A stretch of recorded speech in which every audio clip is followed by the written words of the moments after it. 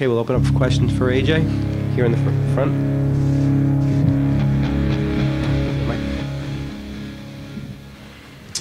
Any roster decisions? Actually, I knew that was going to be the first one.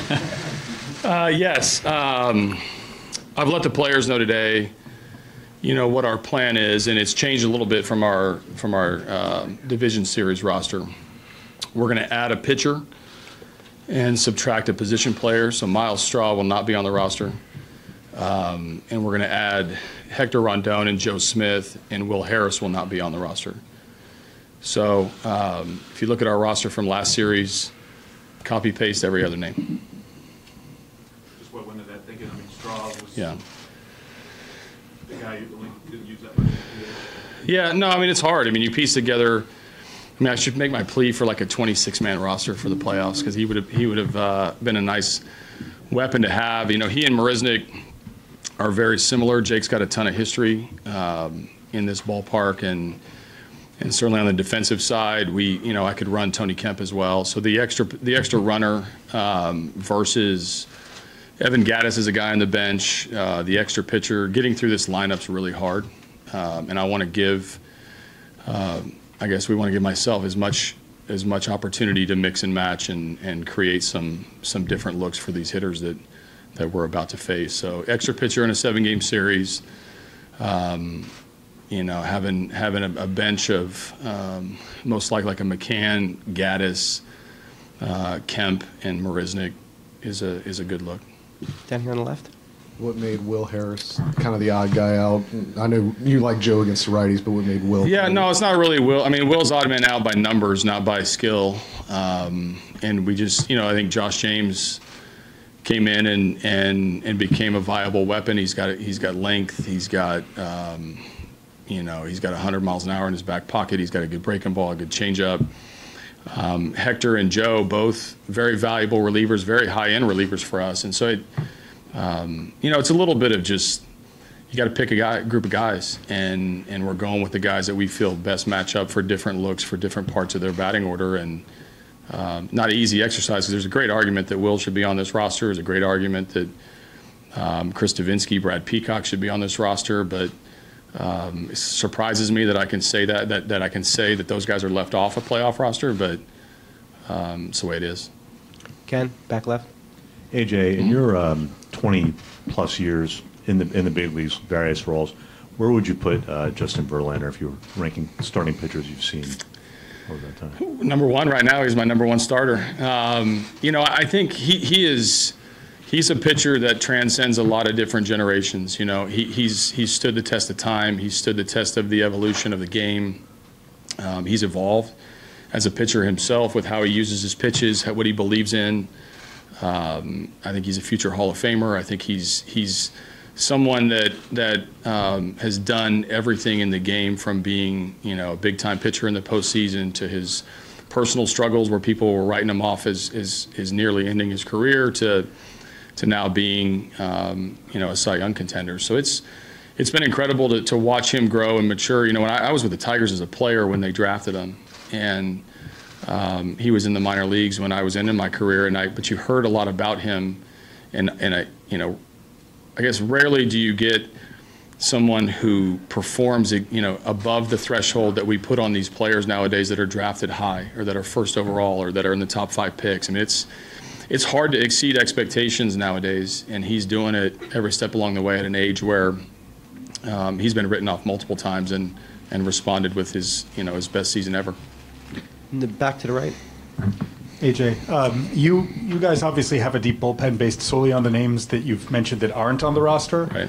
Given that, why was it important for you guys at the trade deadline to move and upgrade in the bullpen, and what were the kind of factors that drove you in that direction? Yeah, I think you're always at a reliever. I mean, that's just kind of what you feel like you need to do and answer any questions that you have. I mean, we've had a good bullpen for a couple of years now, and I know last postseason, I sat at tables like this and had to defend our bullpen quite a bit because we were moving our starters into the relief side, and I just think when you can never have too many pitchers, you can never have too many weapons, you can never address every single part of dynamic lineups like we're about to face.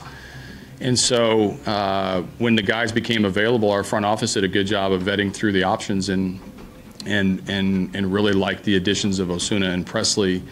Specifically, we address it in the off season with Smith and Rondon. We challenge our guys to always find different ways and find different avenues to get guys out, and we wound up with a healthy group of really good performers that we have to choose from when you limit yourself in the postseason. So it's nice to have that, and then you sprinkle in a McCullers now in the back end. It makes it even deeper. Here in the middle. AJ, Justin is one of a series of pitchers who came to Houston and seemed to show immediate improvement, striking out more guys, walking fewer guys. Where should the credit go for that change? For him, for Cole, for Morton, Presley, all these guys? I think credit always starts with the players. I mean, their talent is their talent, their work ethic, their open-mindedness, their ability to implement is critical in this. Brent Strom's been a terrific pioneer of a lot of different things with the pitching department. CB over here to Doug White in the bullpen now. Guys that have touched these guys' careers. Our analytics team, our front office does a great job of providing information, providing thoughts, ideas. But it circles back to the player. I always credit the player because he has to be the guy. He has the ball with the ball in his hand. And that collection of people that I just mentioned that provide information, push, pull, tug, applaud, and impact players' careers it's a true team effort. Okay, a few more. We'll get Verlander in here. Over here to the right. AJ, how has Alex's personality in the clubhouse and the way he carries himself changed with all the success he's had here over the last year? Bregman or Cora? Or Cintron, I should say too. So Bregman, Bregman is really everything you want in a baseball player. I mean, his personality is enormous. He's comfortable in his own skin. He's obviously very entertaining. I don't know his handle on Twitter, or I would give it to you. He's just somebody that people gravitate to. He doesn't ever have a bad day. He gets frustrated with himself when he's not perfect. He wants to be this. He wants to be the best baseball player he's ever been around, and I applaud him for his approach and always trying to find ways to get better. But when you walk into a major league clubhouse as a young player, and he's still a young player, and you're able to you get positive reactions out of the pitching side, the Latino side, the American side, the position player side. There just aren't that many players in the game that kind of transcend an entire major league clubhouse, and he's one of them. And you never know what to expect with him. I didn't know the stares were coming. I didn't know the Tiger to Floyd Merriweather comparison. Like, that was pretty unique. He brings it every day. Jason, in the back on the left. AJ, how would you describe the connection between Verlander and Cole? Do you think that Cole could have had the season he's had without it? And do you think that he's had an impact on Justin? I think he could have had this season because Cole's very gifted and tremendously intellectually curious on how to get better. But I think JV's helped. I think elite pushes elite. They have a nice brotherhood between the two of them. You add Keuchel into the mix and McCullers and Charlie Morton, and our entire rotation fed off of wanting to kind of get their slice of attention. And JV does a great job of setting the tone at the top of the rotation, and Garrett, who's masterful at grabbing one little thing from everybody that he comes across. JV to Dallas to Lance to Strami to he's intellectually curious. He asks a lot of questions, and so that and being thrust behind Verlander every single time along the way, there had to have been a little bit of positive impact there. So I see him talking all the time. They're always talking pitching and they're debating. They don't always agree, but I think Garrett's demeanor, makeup, and ability to gravitate to people that can help him get better, help that relationship from the get-go. AJ, thank you. Yep, you got it.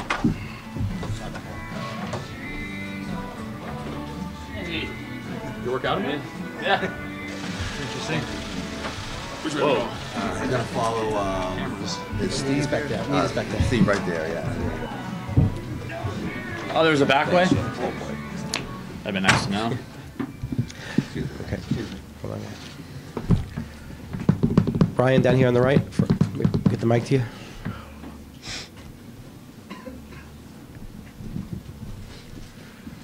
What is it about October that seems to bring out the best in guys like you and other big game pitchers when the lights are the brightest and there's more focus on you and the games are magnified and that sort of thing? I don't know. I think maybe just because the lights are brighter, it's a little more noticeable if you have a good game. I think, you either want to be in the moment or you don't. For me, I've always wanted to be in it. It doesn't guarantee that you're going to have success, but when you're not shying away from the moment, and doing everything you can to be prepared, I think that's the biggest thing in any facet. If you're walking in to take a test, and you're prepared, you feel more confident. When I'm walking out to the mound and I know that I've done everything I can possibly do up to this point, all the way back to my first workout of the off season, I've done everything to build up to this moment, to this point in time, and know that I'm as prepared as I can possibly be, physically, mentally, and the rest is just time to go play baseball. Next question. Justin, what do you remember about J.D. Martinez when he was with Detroit? He was talking about his early struggles with the Astros and how he learned from failure, and just in general, guys who can struggle early in their career and then all of a sudden find it and turn their whole career around, and what you're able to see with him with the Tigers. Yeah, it's been really impressive. Honestly, having been there from the moment he turned his career around, he went and completely revamped his swing that offseason and saw immediate dividends from hitting 10 homers, I think it was, in April in the minor leagues, to coming up and never stopped hitting from then till now. So it was honestly, him and I had a lot of great conversations. We like to go back and forth at each other sometimes, kind of talk hitting, talk pitching, just kind of pick each other's brains. But seeing somebody like that who works so hard and turned their career around to where he's at now, as a fellow player, and you respect it, and I'm happy for him. I really am. Stay there on the left. Justin, last year you were pitching for that first ring. This year, besides going for a second one, do you also feel like you're sort of pitching to cement your legacy as an all-time great if you have another big postseason? I don't know, man. I don't think about that. I try not to anyway until it's brought to my attention. That's not why I pitch. That's not why I play this game. I play the game because I love it, and I love competing. That's what I love to do. So, these are the biggest moments against the best teams and the brightest lights. It's the best time to compete. So, I've always just been, kind of like Finding Nemo, Dory. Just keep swimming. That's me. Just keep pitching.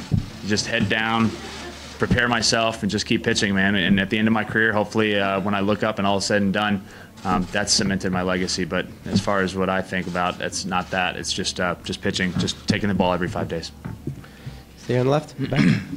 Justin, obviously the Astros are an organization that relies heavily on analytics. How do you balance digesting the information that the coaching staff may give you while also not suffering from information overload?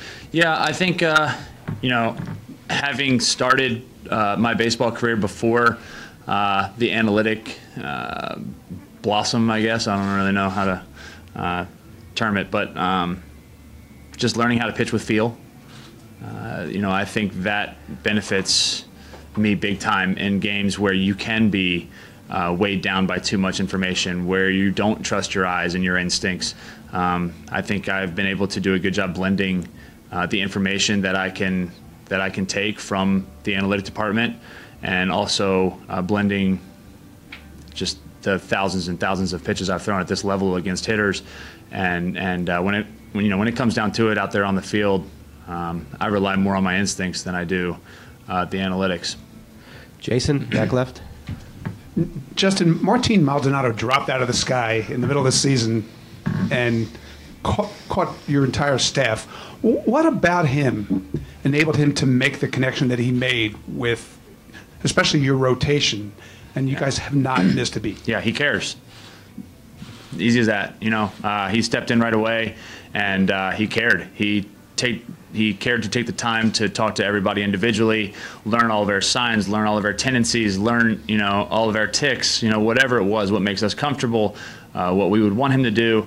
And, you know, I know that sounds pretty easy to do, but in the middle of a season while you're trying to go out there and play a game and perform at a high level, to also be able to take the time to do that and really kind of just, you know, fit right in, it's not easy to do. And I think what it comes down to is he understood, and him and I talked about it a little bit, he understood when he first got here, his offense was struggling pretty bad, and he just didn't care. You know, he's like, that's not why I was brought here. I was brought here to make you guys better as a starting pitching staff, as a pitching staff as a whole, to stop the running game, to do the little things as a catcher. And, you know, he understood that, and he took a lot of pride in that, and I think that's what made the transition seamless. Back here on the right.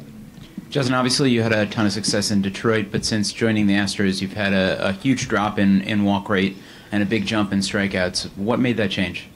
I don't know. I don't know, man. I think I've just been more consistent. I think the last couple years, even though you know, there were pretty good seasons, I just wasn't quite as consistent, and I think that's something that I focused on heavily this spring training. I talked about it, and you know, paying attention to the little things in spring that I normally wouldn't pay attention to. And I know that seems easy, but in spring training, most of the time my focus is just to get my body prepared, get my arm ready to start the grind of a regular season. And this year, instead of waiting for some inconsistencies to show themselves in season, because that's usually when you see them, I think, mostly because you try not to put too much pressure on yourself in spring. So in season, when hitters are really up there grinding, I think that's when it's easier to see what's a little off here and there. So instead of waiting for that to happen in season this year, I really just tried to act like spring training was in season and try to pick up on anything that could be slightly off for me. And honestly, I think that paid off greatly for me right out of the gate. I felt like I had much better feel than I usually do. Okay, a couple more. Kenny in the back on the left. Justin, you said you just keep your head down and keep pitching. I'm wondering, do you allow yourself to think about how much longer you want to do this? Do you look at Tom Brady? Do you want to be the Tom Brady of baseball? I mean, yeah. You know, I think the goal is to be healthy and to be strong as long as I can. I think as long as I pay attention to my body and I take care of things that typically, you know, would creep in and start to cause issues as you get older, I think you can address those early on. And I think treating that stuff before it becomes an issue is what makes it not become an issue, as easy as that sounds. But I mean, there's no set number for me. I think I just want to pitch as long as I can. I've had a great learning experience the last 5 years or so, and I think that's going to be what prepares me for the second half of my career.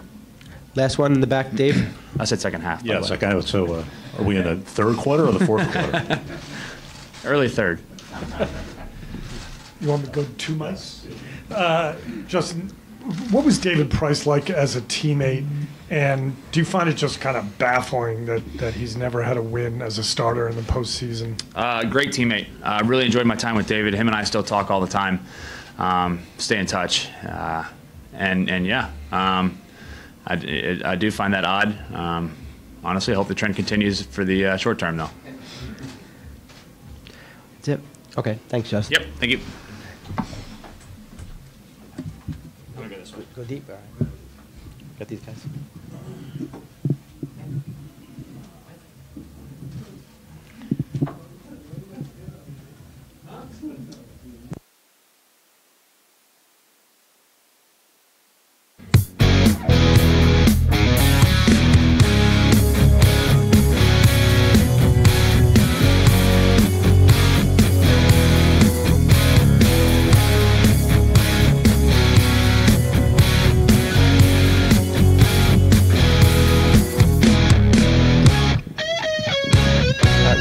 For Alex. First question here in the front, Peter. Alex, what do you remember about attending your first game at Fenway Park when you were a kid? I remember there used to be glass, right? Yeah, we sat behind the glass, and Yeah, we went and saw the Rays play, the Red Sox. I want to say Hank Greenberg was the I'm trying to remember who it was. No, I'm sorry. Excuse me. Frank Howard was the Rays hitting coach. My dad and my grandfather knew him, I think. So we went and told him hello, and I mean, great place to watch your first game. Fenway Park's unbelievable. Fans here are incredible. When they drafted you out of high school, was there any minute or so of consideration at that point, or were you pretty set on going to LSU? Honestly, I wanted to sign really bad if it was going to be in the first round, but they didn't take me in the first round, so I basically told them I was going to go to school, and it was a big honor to be drafted by them, and but yeah, there was never really a thought like, hey, I'm going to sign. Once I fell out of the first round, I knew I was going to go to LSU, and very glad I did. Next question. In the back, Ken. Oh, thank you. Alex, back here. The fact that this is now the two best teams in baseball records this year, does that intensify or enhance this upcoming series, anything like that? Well, yeah, it's like you said, I think it's the two best teams playing against each other, so it's going to be fun. You got two of the best fan bases in baseball, two of the best pitching staffs, two of the best offenses going at it, and it's going to be fun. I mean, we played 7 times during the regular season. It was like a really evenly matched series. We're looking forward to it. I mean, we got to keep our head down, take it one pitch at a time, and stay focused. Down here. Alex, you guys usually have home field advantage in the playoffs. You're obviously starting here. I know last year's last year, but does it help knowing that you split at Dodger Stadium last year, and then when you played the Red Sox in the ALDS last season, even though it was at Minute Maid, you were able to get to Sale early, kind of set that tone. Does that help at all mentally for this team? We definitely love playing in front of our fans at Minute Maid Park. I feel like we play well there. But I saw that the Red Sox had the best home record and we had the best road record, and it's the same exact number. So, I mean, we'll see. It's baseball. The mound's still 60 feet, 6 inches away, and as far as we're concerned, we got to go out and get game one. And if we get game one, we got home field advantage. Next question. Anything else? Here in the back. Alex, how excited are you to face Sale at night versus daytime? Because daytime Sale at Fenway Park is definitely difficult. Is it really? That's what I've heard. Oh, I think he's difficult. I think he's difficult if he's pitching whenever. He's tough. So it doesn't matter if he's pitching 1 p.m. or 7 p.m. He's going to be tough, and we know that whole team over there is tough. So we're looking forward to facing him. We like to compete, and we're gonna take it one pitch at a time. We got a pretty good guy going for us too, in Verlander. Over here on the left. Alex, has there ever been a moment where you felt like AJ wouldn't allow you to be yourself, or has that ever been an issue, or is it a quality he has to let guys show their personality, let them be themselves? Well, I'll tell you, I wasn't going to show my personality. I was 1 for 38 to start with. You don't get to show your personality when you're 1 for 38. So, I don't know. I think AJ does a good job of letting everybody in our clubhouse just be themselves and get after it. And he trusts that every day we're prepared and ready to compete. Next question. Okay. Thanks, Alex. Sweet. We got Altuve in the back. Awesome.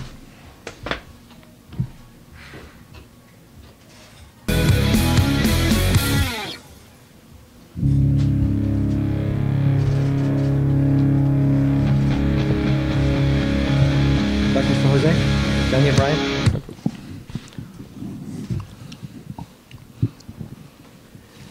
You played with JD throughout the minor leagues. You guys came up, I think, within just a couple of days of each other. You both signed big contracts around the same time. What's your relationship been with him and leading up to this playoff series now? Well, I think it's been great, since we play all the way from minor leagues to the big leagues. I'm really happy with, all the things that have been happening to him because he's a great kid. He's a hard worker, and he really deserves to, everything that has happened to him, like I said, and I hope he have a lot of success through, all his career, but not this week. Next question. In the back. Jose, just continuing on JD, do you remember when he told you that he was cut by Houston and what the conversation was like? When he left Houston? Yeah. It's hard to remember what he said. Obviously, we talked, but, for some reason, I always believe, he's going to be the player he is right now because, like I said, he's upset with hitting since I met him. And, he did really good through the minor league.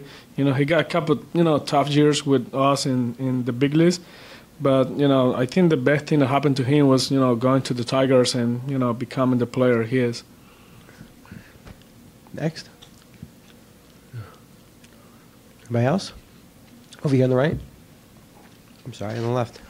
Jose, how did you feel about your season? Obviously, you dealt with injuries. I know you set the bar very, very high. You're very, very demanding of yourself. How did you feel overall about your season and then the ability to have these playoffs to kind of, clean the slate a little bit? Well, team-wise, I think we are where, we want to be, and I'm really, happy with that. We've been working many years to become a playoff team. We did it last year. We have a lot of success. And, this year we have a great opportunity to make history. Obviously we're facing one of the best teams in the big league, and, I have a lot of respect for the Rexes. But, we have a great team. Individually, I think I could do better, a lot of up and down for me this year. But, we're here in playoff. It's a new opportunity to redeem your season. Jose, here on the right. Jose, talk a little bit about what Bregman means to the clubhouse. AJ mentioned he can connect with the pitchers, the Hispanic players, everybody. He just seems to have a knack to really, people gravitate to him. Yeah, it's amazing what he, means for the team. At such a young age, he becomes a superstar, and, he has a great relationship with every single guy on the clubhouse. He's a leader, and, like I say, he can connect with pitchers, position players, coaches, everybody, and, like I said many times, he's the biggest reason why we are playing the Rexes right now. Anyone else in the back? Scott?